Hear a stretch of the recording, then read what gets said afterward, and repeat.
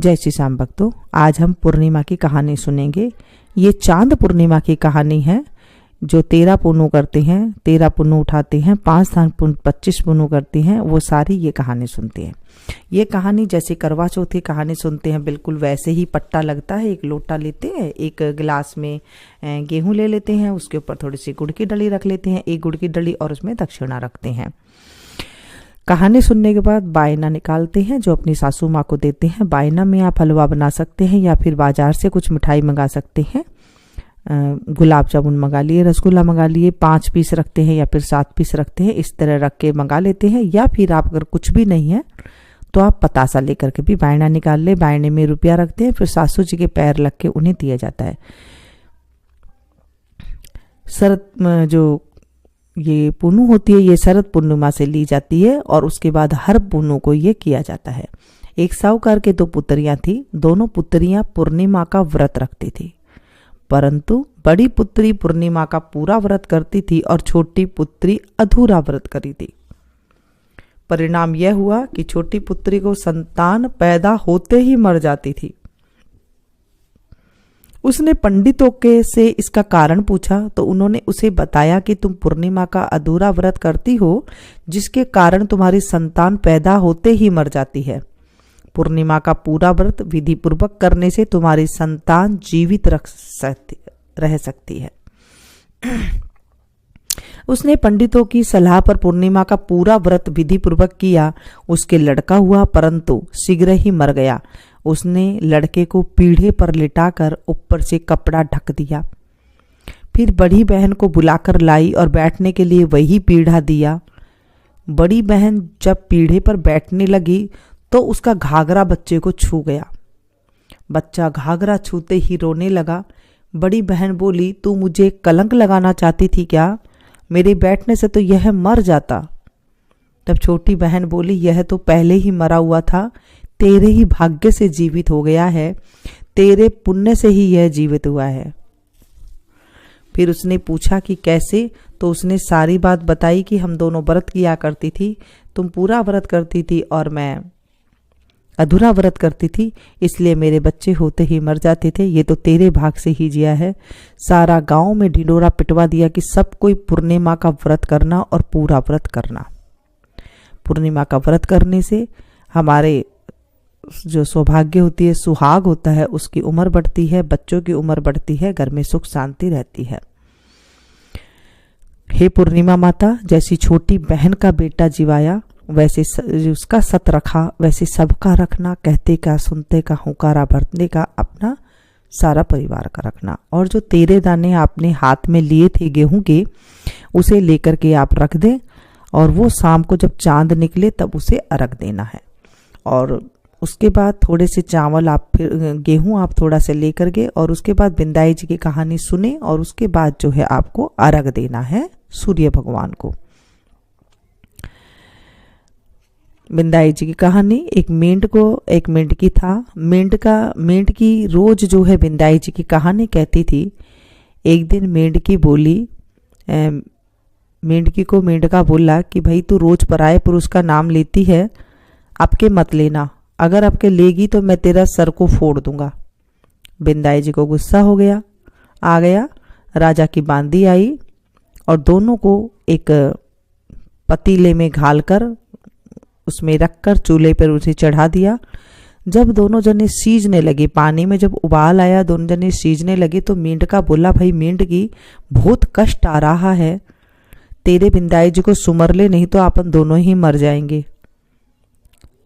मेंढकी ने बोला, चलो भाई। मेंढकी ने बोला, 7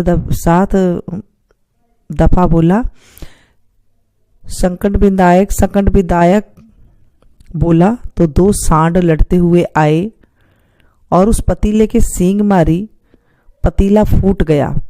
मेंढकी सरोवर की पाल में चले गए। वहां पर सरोवर था पानी का, तो उसमें चले गए।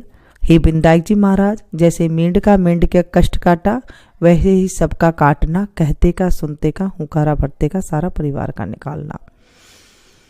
जय हो विनायक जी महाराज की जय। जब पूर्णिमा पूरी हो जाए तो उद्यापन करते हैं। उद्यापन में देखिए, तेरे पूर्णिमा का जब व्रत करने के बाद फिर कार्तिक की पूर्णिमा आती है, यानी कि कार्तिक की जो पहली शुरुआत होती है, तब उस दिन उजमन करते हैं। अगर करवा पूनू करी है तो करवा देते हैं। करवा हर महीने करवा देते हैं, या फिर आप एक बार करवा के बदले में चांदी की घंटी मेवा भरकर रुपया रखकर दे सकते हैं, क्योंकि फिर मिट्टी का करवा तो 13 करवा हम क्या करेंगे, या फिर चीनी का करवा देते हैं, या फिर आप जो है जैसी आपकी सामर्थ्य हो, या फिर आप चांदी की एक घंटी मंगवाकर उसमें मेवा भर कर रुपया रखकर और बायना निकाल करके सासू जी को पैर लगकर दे देते हैं। अपनी सासू को देते हैं, सासू नहीं है तो ननद को देते हैं, ननद नहीं है तो जिठानी को देते हैं, जिठानी भी नहीं है तो आप किसी बामने को दे सकते हैं। अगर चूनर पुनू करते हैं, जैसे चूंदड़ी होती है ना, ओढ़ना ओढ़ते हैं, चूंदड़ पुनू करते हैं, तो एक चूंदड़ी लेते हैं, चीनी लेते हैं, रुपया पर बायना निकाल करके सासू जी को देते हैं और 13 चूंदड़ी ब्राह्मणिया को देते हैं। अगर आपके सामर्थ्य नहीं है 13 चूंदड़ी देना, तो आप ना देकर सिर्फ सासू जी को भी दे सकते हैं। अगर चूड़ा पुनू कर रहे हैं तो एक चूड़ा, चीनी, रुपया बायना निकाल करके वो तो सासू जी को देते हैं और 13 चूड़ा ब्राह्मणी को देते हैं, और या फिर अपने से बड़ी हो उन्हें दे देते हैं। और आपका मन हो तो आप जो है उस दिन ब्राह्मणियों को जिमा भी सकते हैं। ऐसे करते हैं पूर्णिमा का उद्यापन।